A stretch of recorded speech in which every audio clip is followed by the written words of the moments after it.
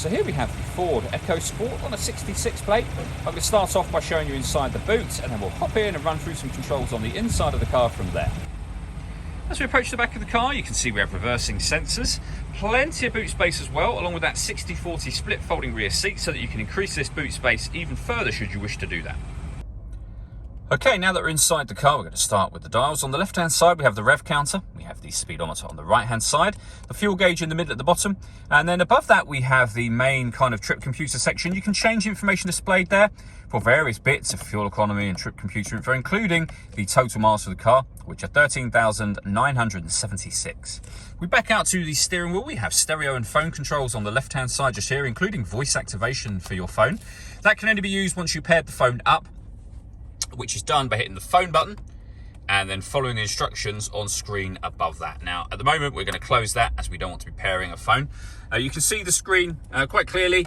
On there, we have our DAB radio. We've also got AM and FM radio available to us as well. If you want to listen to your own music, you can do that via the USB input. Bluetooth audio as well, and this car's got auxiliary input, so loads of ways to listen to your music with the CD player just there, the main volume for the stereo here, deadlock so you can lock the car doors from the outside, and then below that we have the climate control, so you can adjust the temperature here, you can adjust the fan speed up and down, you can determine where you'd like the air to be distributed. When you're happy with those settings, that button turns your air conditioning on and back off again, or hit auto. The car will now maintain the temperature you've asked for by taking control of the fan speed and the direction of the air as well. You can override that at any time you wish to by putting any manual setting on, as you can see. Below that, we have a heated driver seat with 2 heat settings and a heated passenger seat as well. And then a 5-speed manual gearbox, a 12-volt charging socket, along with auxiliary and USB inputs as well.